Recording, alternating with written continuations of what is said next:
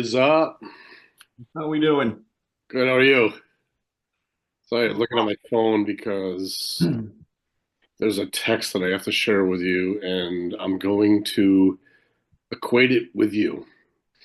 Um, but I need a little bit of setup so you don't, Is this you'll, gonna hurt? it shouldn't. Okay. It should, it shouldn't. So, oh my gosh. So Anna and Ty and Brooks, our two-year old grandson, went to Florida this past weekend, Oh, and nice. yeah, it's a so Ty's family's down there, and my mom and dad are down there. Are doing like half and half. So, gotta find this text. You told Peter 8:15, right? Yeah, it's perfect. That's Yeah. perfect. Okay. He's in the So living I'll, room. I'll paraphrase the text. Yeah, he texted me that he's in the room. I can't wait to. I got to get this funny stuff out before we kind of get serious with Peter. uh, it's gonna be great to catch up with him. But Yeah. so as you know, I watch our 2-year-old grandson Brooks on full day Tuesday, half day Thursday. He's Nice. watched by the Big Ties Monday, Wednesday, half day Thursday. Ty watches him Friday, and particularly, in the winter he doesn't see many people, right? He's just so there's this personality waiting to just bust out. You can just tell. So like when he was born in February, his two year birthday. Okay. There was like 15, 20 people there. It was like, holy cow, all these people sang and, the candles and the cake. And when it was all done, happy birthday to you. And he was like, again? Okay. That's Now, fantastic. Yeah. so you said to me the other day in a text, you love weddings. I do love weddings. They're It, fun.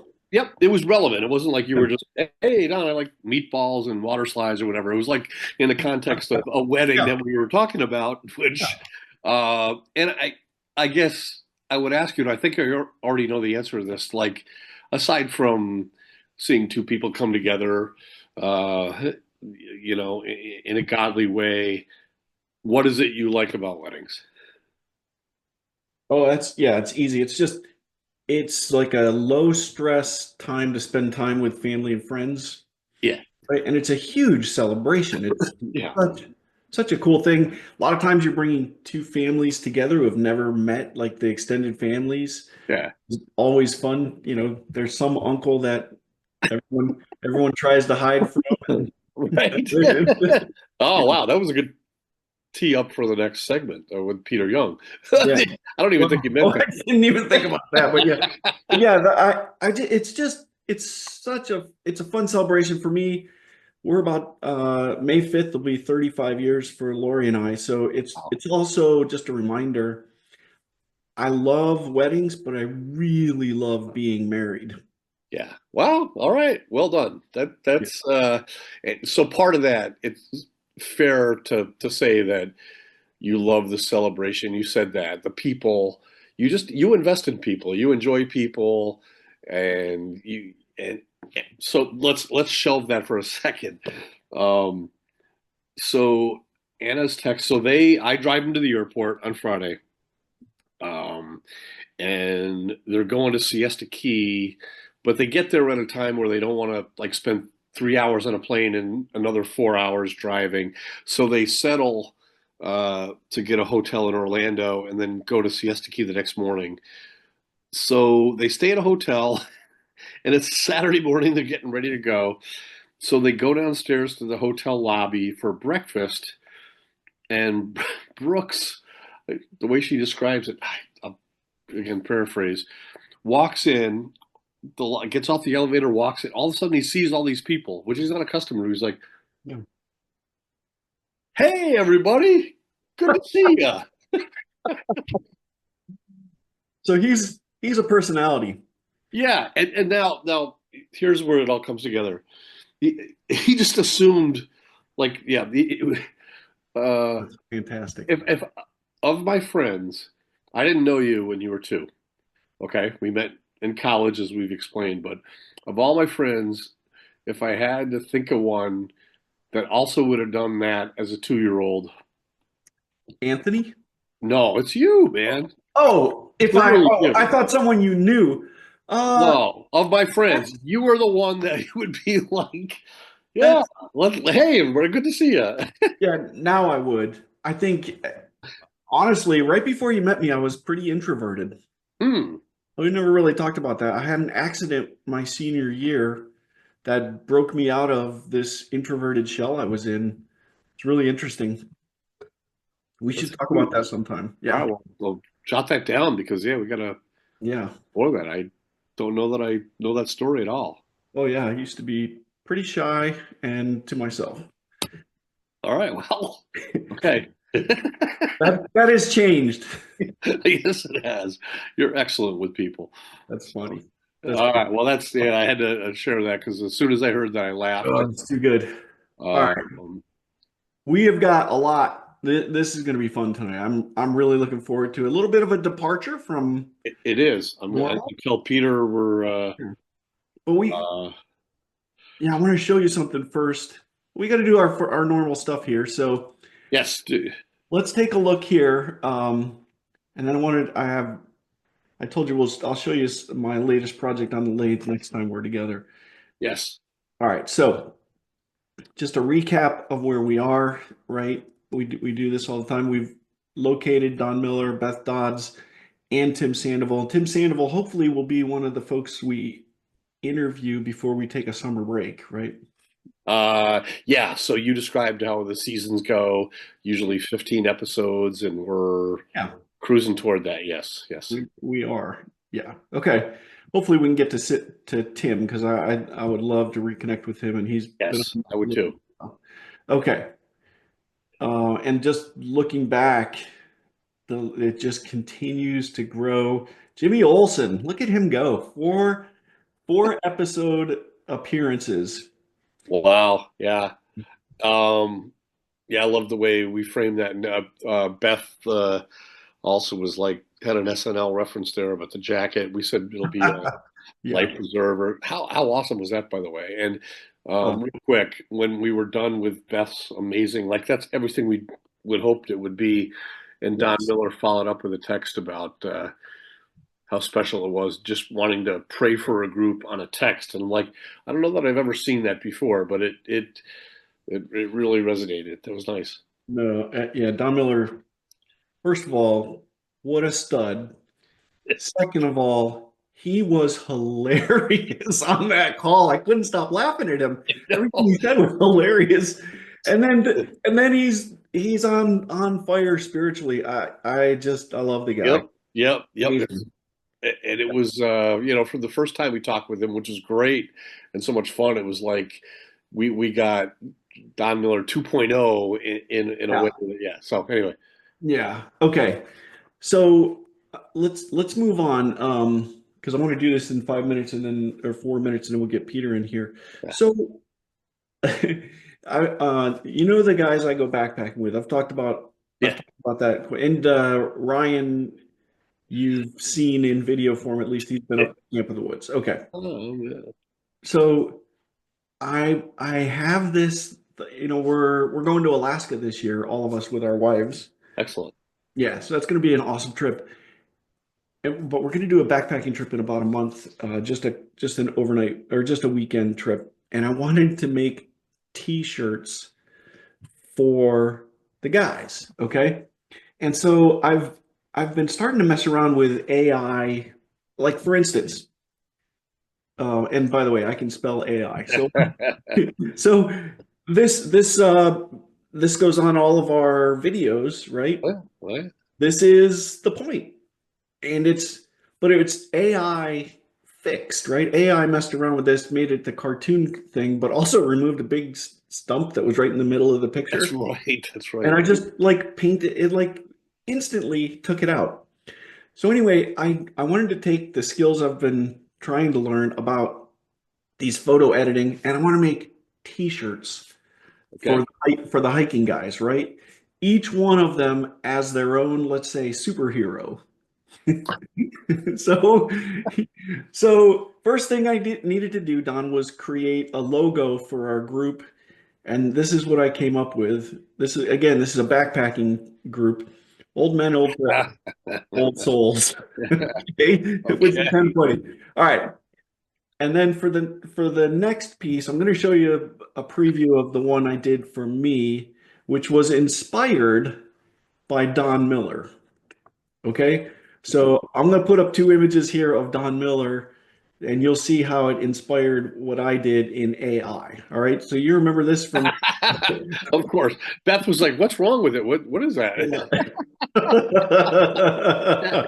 So, okay. When we go backpacking, we have trail names. Mhm. Okay. So that's kind of a tradition with people who hike the Appalachian Trail. They have trail names. Okay.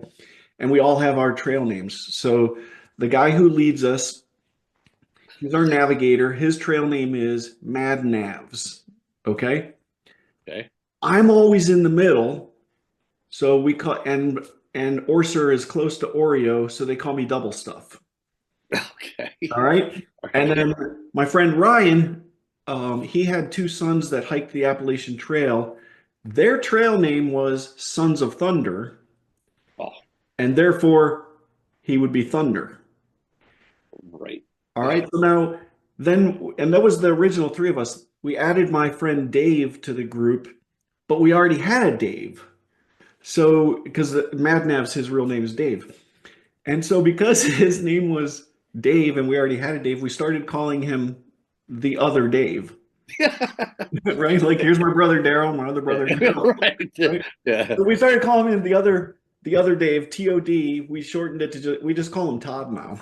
Okay. His Wow. name's Todd. It was so fun. Anyway, we all have these trail names. All right. Mine's double stuff, inspired by Don Miller's picture here. I put a prompt into AI. I've been told I kind of look like Steve McQueen. Yeah. Well, I asked AI to make this image with a face like resembling Steve McQueen. Wow. Okay. Wow. And That's then I used AI face swapping to put my face on here. okay. That's how you picture yourself walking through the canyon. Absolutely. So Nordic madman. here are the t-shirts I've come up with. All right, so here's my friend Ryan. His name is Thunder. Oh my gosh. Here's Mad Navs. He's got his map, right, leading us along the way. My friend Dave, his last name is Swan. So Dave Swan is Todd. Other The Dave. other Dave. Okay. And then this is mine, double stuff. Oh wow. That is just So I'm getting going to send, after it right there. and of course, we're sponsored by Eddie Bauer Ultra Shoes and Sax Underwear because that's I've related seen to that. Yep. what They have to contributed somewhere, so a nod to that. But oh man, wow. anyway, those That's are I think it's that's hilarious to me that you AI guys can should do all of that, right? yeah, if you all picture yourselves as those guys, you're gonna be walking out with your chests out there and like bring it on.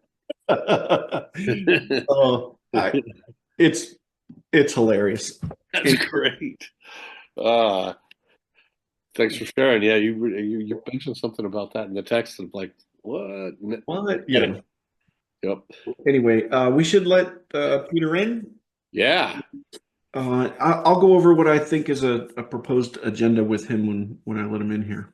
Yeah. He's no stranger to this kind of Okay. format. Having worked at ESPN, he's probably the Yeah. most experienced Guest ever. Yeah. yeah. That's not that high a bar. Right. Yeah. Yeah, there he is. Peter Young. Good Guys, how are evening. you? Excellent. Doing awesome. Hey, Yeah. first question. Is it Mr. Young, Peter, Pete? Certainly not Mr. Young. My dad's not here. Okay. Pete or Peter, either one, doesn't matter to me. All All right. right. Well, Good to see you again, Peter. Yeah, yeah, good to see you. we've never met, have we, Peter? Well, I don't think so, unless we met at Camp of the Woods once. I was going to say we should explore that. Like we were going to get into like your camp histories, but Yeah. what are those? Did the years ever intersect? And Well, Tom, when were you there? Did you work on staff? Yeah, 86 to 88. Okay, I would have been in college then. So, but I mean, I would have been there probably for a week, with my family. all Okay. right. Then we've met. Well, you probably know my brother Keith or Yes. Bruce. Yeah. Yes. Keith was tennis pro, maybe? Yeah. Yep. Yeah. Okay. Yep. I roomed with him when I came back in '86 up Oh, in the attic of the gym, and yeah, Keith challenged me in some ways that I'll maybe try to drop later on, and yeah, it was good. So, well, Peter, okay. thanks for joining. Thank you yeah, what a privilege to have you on. It's going to be awesome. Been looking forward to this for quite a while because I've read one of your books. So Excellent. Which one did you read? this one here, Stop the Tall Man, Save the Got Tall. it. Yeah. Oh, it's dog-eared. I love it. Oh, have you ever watched one of our recordings or not? Like 5 to 10 minutes worth. Okay. It's okay. That's probably all you Sorry. can stomach. I understand. But what we do an on the spot, which is just basic questions. This one's Yep. going to be different though, because I think I've got two authors here, and we're going to ask questions specific to authors. Typically, we ask questions about camp. We're not going to do that in this recording. So I'm proposing we go through the author questions for both of you and get just because I like to write as well. I'm not published at all, but just really curious about that. Second, I want to talk about the book that I read. Yeah. And then third, I want to save time because I believe you have a new book ready or soon to be ready. It's ready. Yeah, and I would love. Yeah. Okay.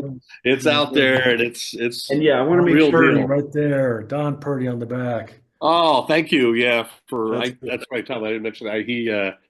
He was asking. He asked me to take a look at it before it came out, knowing that we had connected, and I read the first two and Yeah. savored the first two, and had a comment about it. And yeah, that was special to be included in that way. So, but Okay, if that sounds good, I want to make sure we do save time. And do you have a time limit, Peter? I don't. No. Okay, good, because we tend to run a little. That's fine. we're gonna get after it here. We are going to get after it. Okay. With that said, then let me share screen again. And Peter's coming to us from You missed that stuff. Bozeman, Montana.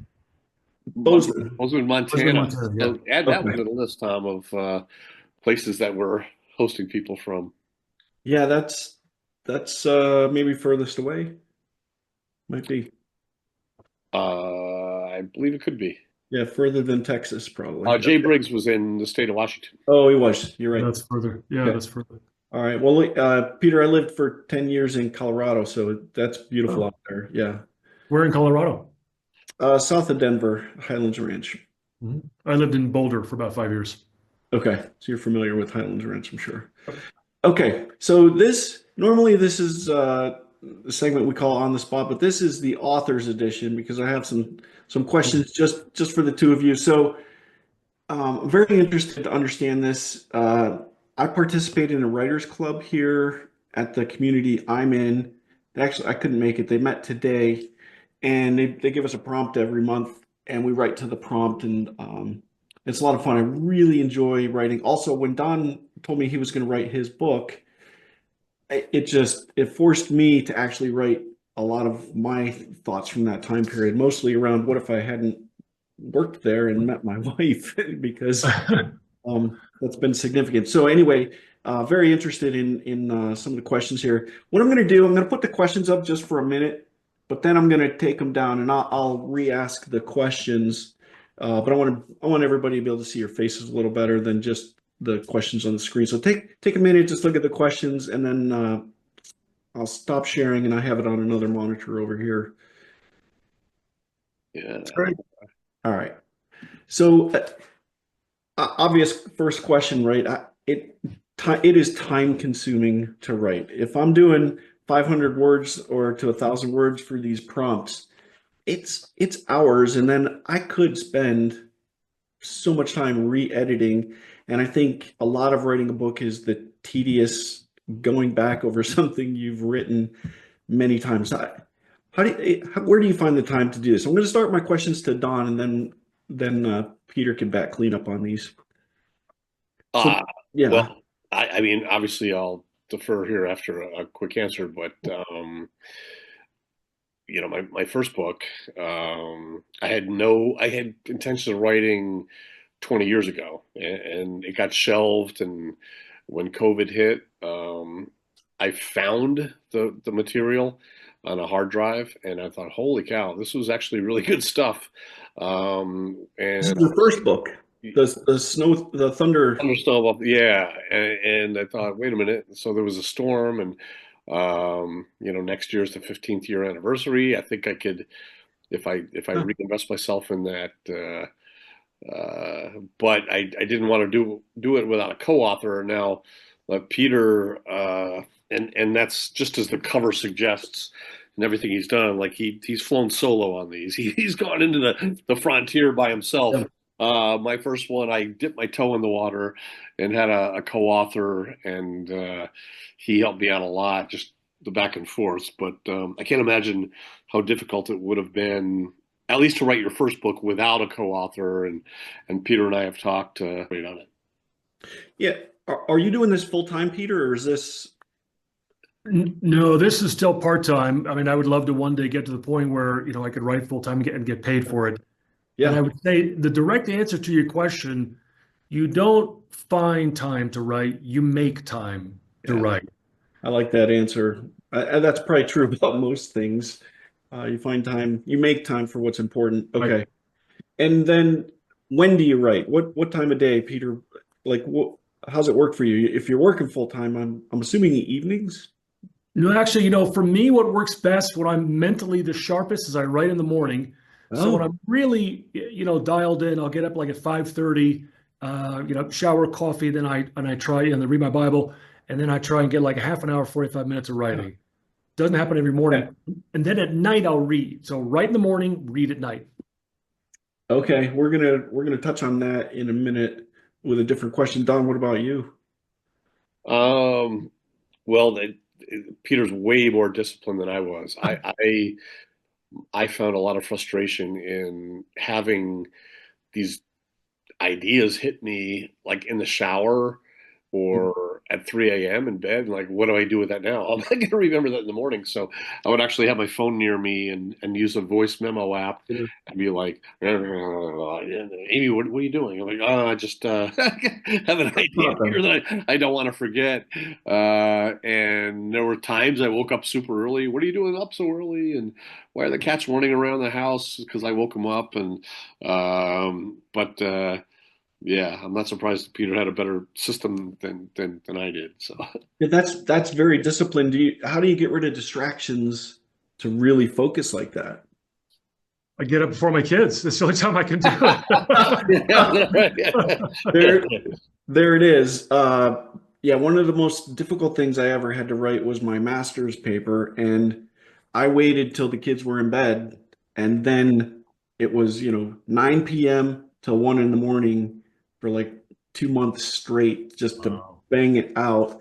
You give up TV, you can get a lot done. Yeah. But if I'm writing for the Writers Club, I do it in the evening though, and I get spurts of energy. I'm not a disciplined. I do not like a routine.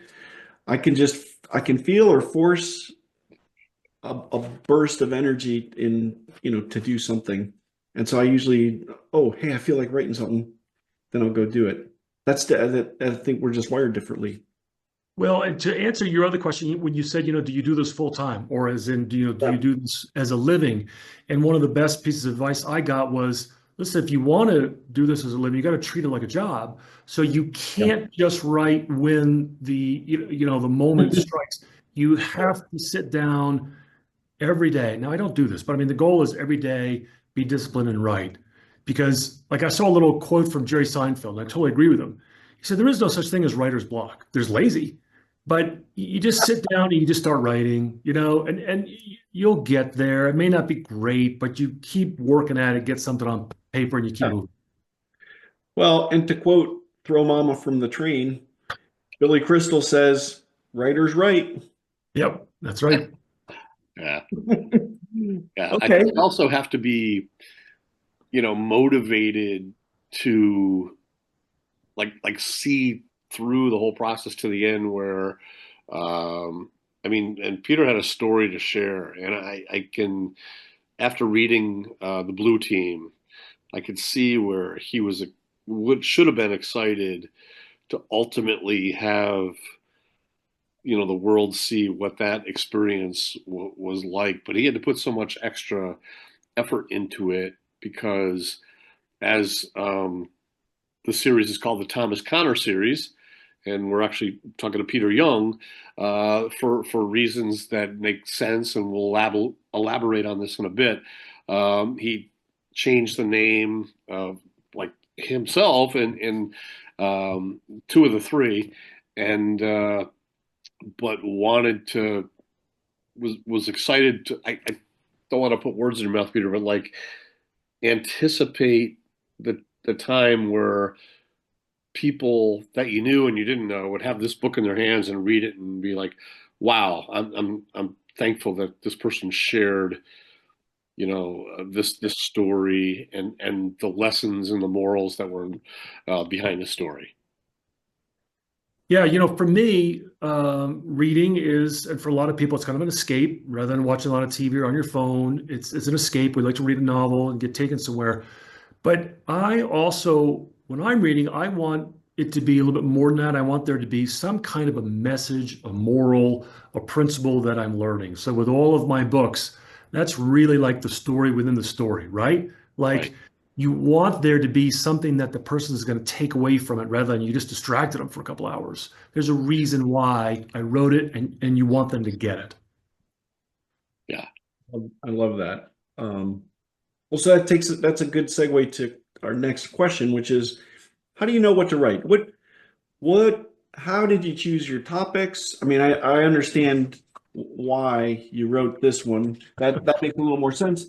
I haven't read is it the Blue Team and then Yep. the Wolf Wardrobe? Wardrobe of the Wolf. Wardrobe of the Wolf. Yeah. Haven't read that yet either. I'm going to read them both, but what's the inspiration?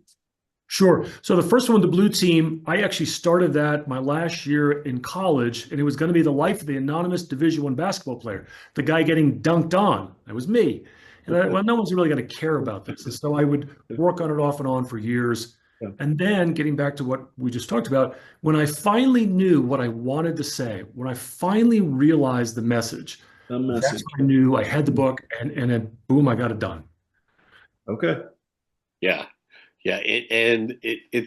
You had to be patient. And I remember when I acquired the book and I was reading it and keeping in touch with you after we had initially contacted, I'm like, I can't stand this Brian. I can't stand this Brian guy. And you were like, it's okay, keep reading. Yeah. You didn't want to give away anything like, oh, it's okay. At the end, you'll find out that. But you were like, you just suggested in a text like, just thank you for reading it. Keep reading, and Yeah. things will evolve. Or I could probably look up what you said, but it was, yeah, Well, so just so again, so everybody knows, the Blue Team, this is the first one, and then this is the second book in the series. These are novels. These are fiction, right? Because, in the book, Thomas Connor is really good. Okay, that's fiction. Okay, I was not really good. Okay, and GW was really good. That's fiction. We weren't really good. But everybody in the book is kind of inspired by real life characters. And right, so Ryan is inspired by a teammate of mine. And I remember thinking, out of everybody who's going to read this book, I wonder if he would be a little upset, like he didn't like the way he's portrayed. Yeah. He loves the fact that he's Brian Patterson. He tells everybody he thinks it's the greatest thing. Yeah, so it's kind of funny. yeah. Yeah, I love that too. That's fantastic. Okay, Don, what about you? I mean, what prompted you to write about the thunderstorm or Camp of the Woods? Well, the thunderstorm in Buffalo basically was something that I had started with a young neighbor who was 14 years old, and it was significant. I mean, 10 days without power, 55,000 trees lost. Mhm. Our tree came through our roof, and I was, 2 days later, my job was travel with the Bills, and it was to get the team to the airport to go to Detroit to play a game. And so I had joked with a young neighbor, a 14-year-old, about, oh, we should write a book. And so he actually started it. I'm like, oh my gosh. So I said, I'll go to the office and I'll ask some of the rookie players what they thought about, being here in October and having such a storm, literally a once in a century storm. The last time a storm happened with those exact weather parameters was 100 years earlier, and it was documented in a paper that doesn't exist anymore. But when COVID hit and I found the drive, I thought, oh, I'll maybe kick the tires on this. I'll see if the young guy who was 14 at the time is now 28, lives in Boston. He's a therapist. And I said, hey, would you remember that book we were going to write? And he's like, I said, well, look, if we really hustle, we can get it out before the 15th year anniversary. And I already have commitments from all the radio stations and the meteorologists from all three weather stations that they have contributed and said they'd promote it. And oh, by the way, Marv Levy wrote the foreword, and he's like, I'm in. And so, but the camp book is something that it's the little voice. It was something that I decided to write 2 years before I had any idea that there would be a reconciliation between camp and my family. I was just going to write it basically so that my kids Yes. would know that there was this place that was special to me called Camp in the Woods. And the events that transpired during the writing of it was totally a God thing. Like 18 out of the 19 chapters were going to be written probably exactly the same way, but chapter 19, of our family coming back happened, and he's like, "Oh, I got a better ending for you than what you intended." And but the inspiration for it, and Tom, you were a big part of this in terms of sharing your own memories at camp of us spending those 3 years there. I was just inspired to I had a friend that we read books. He local Athletes in Action, head of the Athletes in Action, real humble guy. And we'd read a book and get together every Friday and discuss a chapter. And he's like, it's important. The Bible says that it's important that history is recorded. And he goes, history can be, it doesn't have to be this grand, masterful thing. He's like, in your case, history is your experience at Camp in the Woods. And he goes, when I hear, he said to me, when I hear you talk about that, he goes, it sounds like you're being led by the Lord to write this book for those reasons. And he goes, lean into it. And that was enough to keep me, again, not as disciplined as Peter, waking up at 5 a.m., doing that, then reading the Bible, and then coffee was important, and to keep that going. And especially, I'm sorry to get into things we're about to get into too, but especially with what was going on in Peter's personal life, for him to be able to continue to concentrate on writing a book with all that was going on. I cannot imagine how difficult that was and how inspired he must have been to keep that going. But I'll defer then. Well, yeah, Peter, is that true? You felt inspired to write Stop the Tall Man? No question. So what happened was I had already started writing this book, and because of the events in my life, what had happened, my lawyers basically said, "Could you write a synopsis, kind of a recap?" And so a page became 5, became 10, became during COVID a book, and it just came out of me like. I just couldn't stop. I wanted to tell the story because it was very cathartic, very therapeutic for me, because I was very confused about what had happened. My life just absolutely collapsed on me, just imploded. And then to be able to kind of fit all the puzzle pieces together because of the answers and the wisdom that the Lord gave me, so then I could write it all. I couldn't move my fingers fast enough on the keyboard.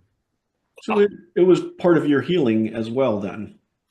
Absolutely. So it's part of my healing. And I also, I hesitated to publish it. I originally wrote it thinking, well, I want my kids to read it because I want them to know the true Yes. story. And I probably sat on it for about 2 years, and then I would send it to a couple family members. I thought, should I publish this? And they all said yes. And so then I decided to go ahead and put it out there. Well, we're going to get into that. I appreciate that you did publish it. It got me thinking. Yeah, I've got questions, by the way. That's Um, new. but I yeah, it has. I am certain it has helped people with whatever their issues are. I mean, it is very detailed and you're very open with what happened, which is, helpful to other people. So I appreciate that you've done that. It does take some courage though to do what you did. Yeah. Yeah. yeah, Thank you. for sure. And I remember, so I had this reconnection with Peter, and I read The Blue Team and Stop the Tall Man, Save the Tigers, and that book that I shared with you. And I told you we started this podcast, Tom, and I said we've got to get Peter on here because Yeah. I said he has a Camp of the Woods, whether or not he did or not, he has a Camp of the Woods history, which I want to talk about here in a little bit. But um, I said, I'm glad I knew Peter and I had a way to stay connected with him because if I had read that book and had not known the author, it literally it haunted me. And Same. when it was finished, I need to reach out to him immediately and find out how are you doing because and I can't imagine if I wasn't able to do that because it shook me to the core. Hmm. Yeah. And then Tom, You called me. you said We're the same thing. we're getting ahead of ourselves on the agenda, but Sorry, yeah, no, yeah, no. I think it's fine to interject this because I found myself, Peter, halfway through this book praying for you and your family. I'm like, yeah. Hmm. Lord, what is going on here? Don and I had a phone call and after I finished it, I think I read it in January. After I finished it, I had a conversation with Don. And Don, I went on a rant on that phone call with you about I'm familiar with, Peter, who kind of fall into the category and it gets under my skin. And I did not have a family destroyed by a person like this, so I cannot even fathom what you've been through. And honestly, my heart goes out to you, and I've been praying for your family because Thank you. it really, it smells of the devil. It is so bad. Mhm. It really broke my heart to read a lot of it, and I'm glad to hear that you've achieved some healing, but I'm sure it's ongoing. Yeah, so ongoing, it's probably, the rest of my life, it's a kind of very defining moment, right? When you lose your marriage, you lose your family and your faith is questioned. What I love about the fact that we're doing this podcast with the three of us is the connection between my faith journey and Camp of the Woods. So we can get into that whenever you want. If you want to do it now or you want to Well, get the other let's do a couple question. more author questions. We'll leave some of them on the table. We'll maybe have to have you back to talk more about just the writing process. I was interested in getting into the writing process because I'm fascinated by it, and yeah, I think it'd be fun to do it full time too, Peter. Um,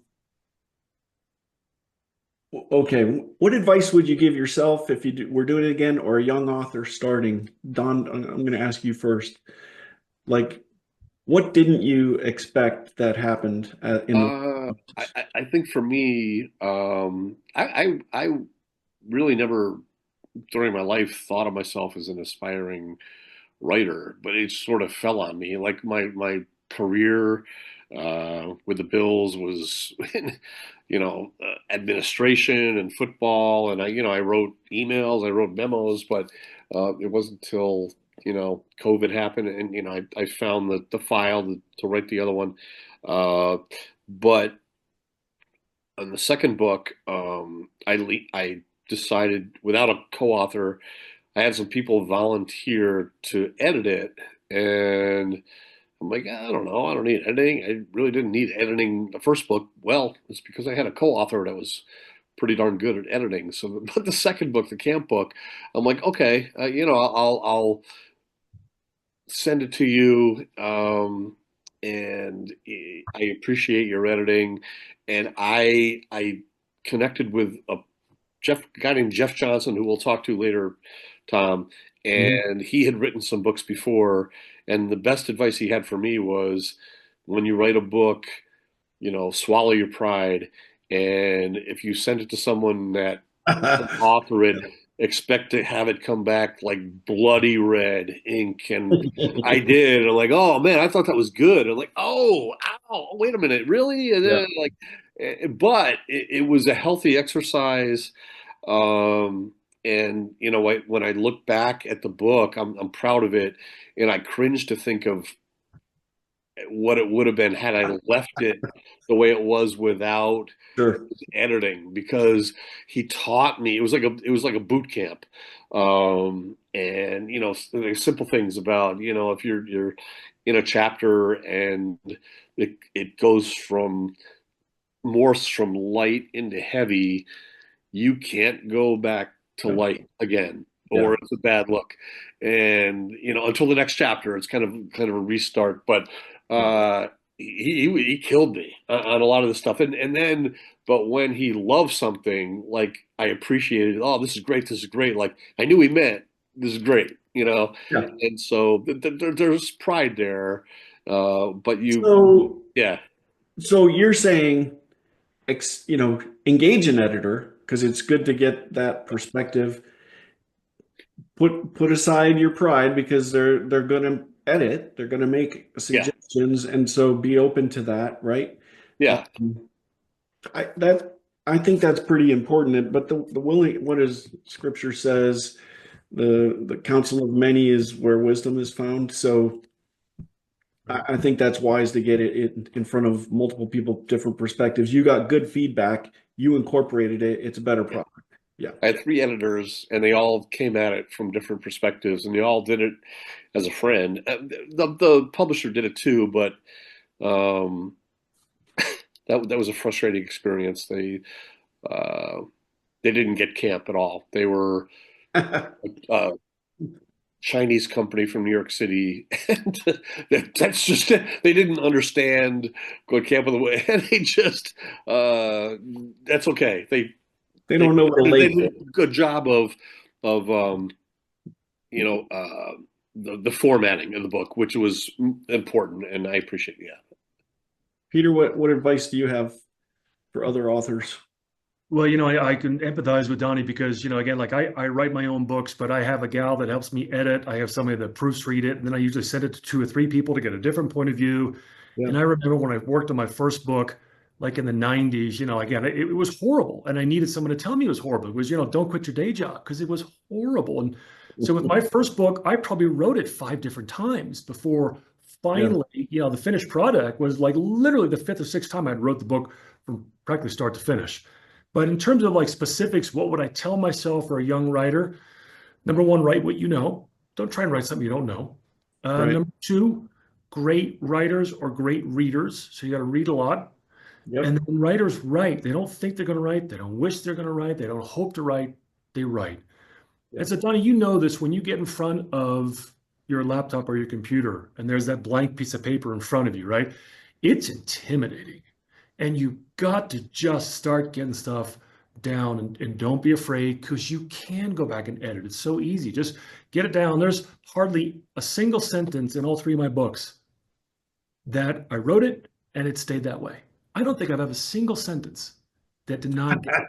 So so it's a lot of tedious, repetitive work then. No. Yeah, I My know that editor, people God get bless her, reads my books 3 or 4 times because every one of my books she's gone through yeah, at least 3 or 4 times. time consuming for Yeah, sure. yeah. But you want to. A good editor will understand too. They don't want to take away from your voice.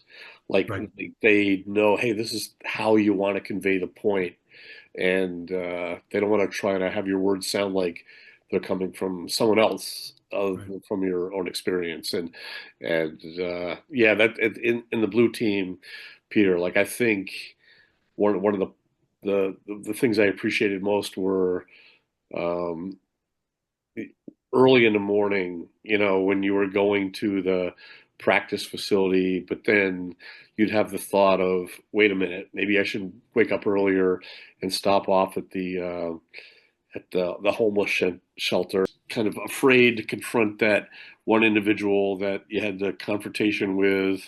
And folks, I really encourage you to read these books because you'll find yourself. It's hard to put down, but there was a time you came back from a rough road trip, a rough game on the road, and this is kind of a pride thing too, where you're always trying to get better. You had your shop, but you knew that was your bread and butter, but you could always try to sharpen it up however you could. And the coach said to you, all right, guys, it's been a long day. We've got a long week ahead of us. I want everyone to go to bed. Just get rested up.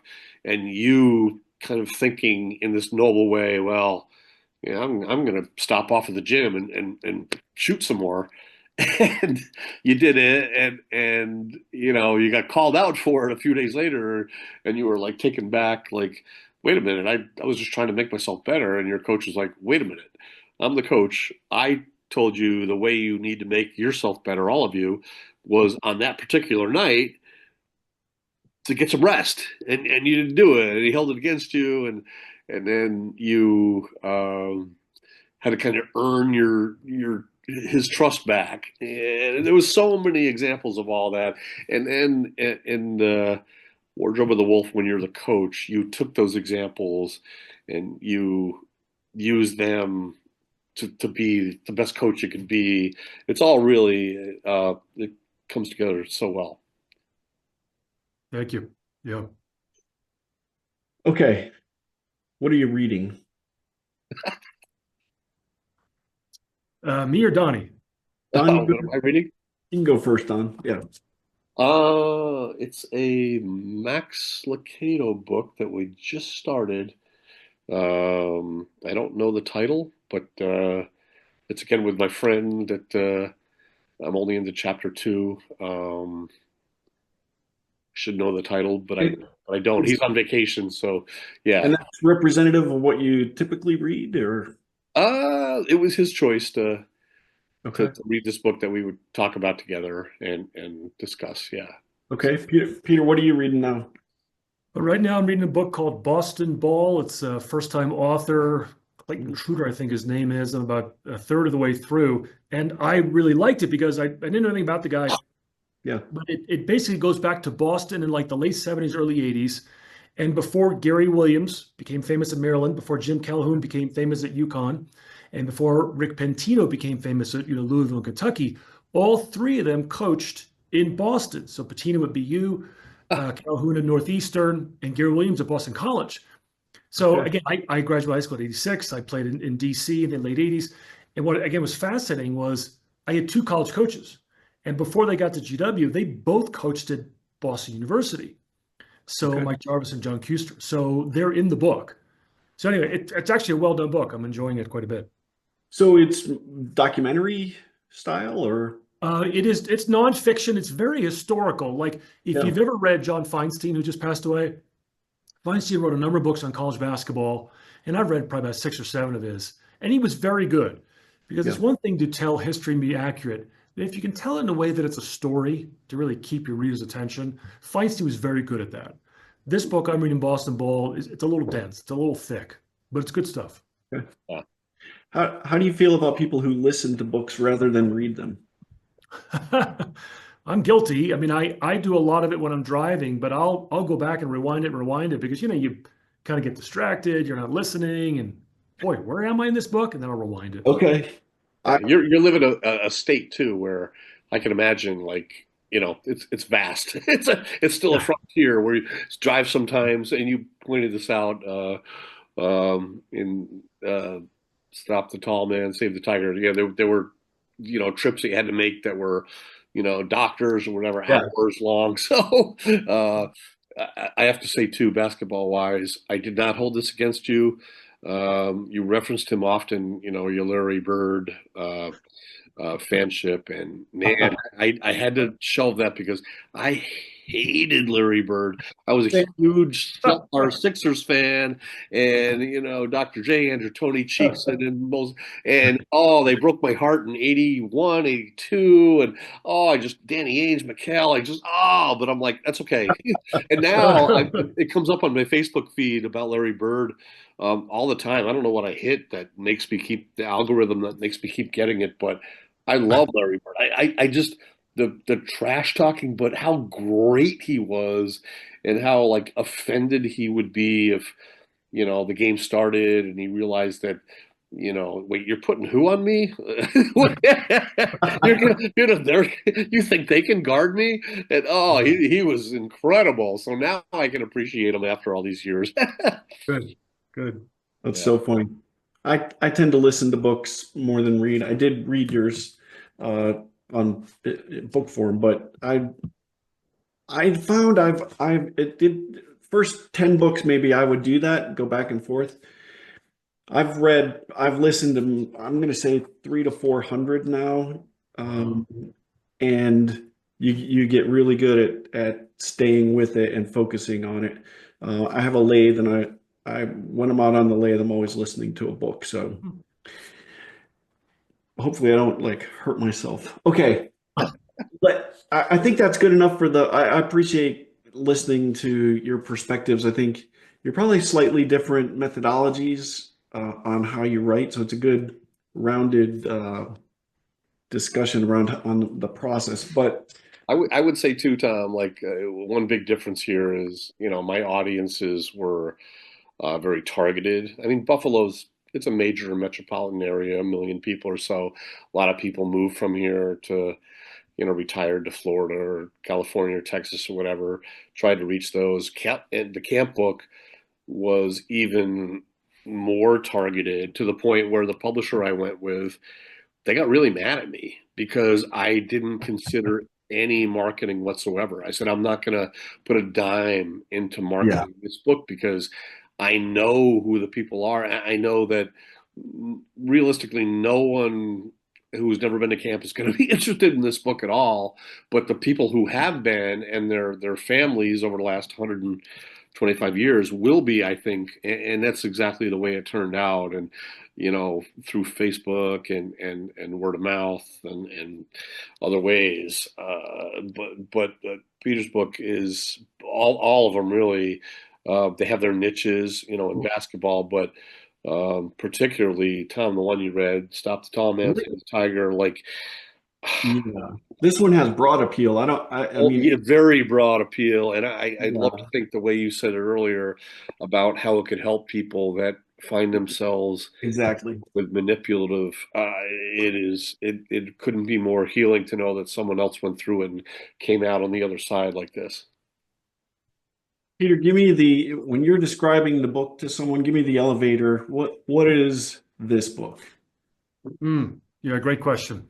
Well,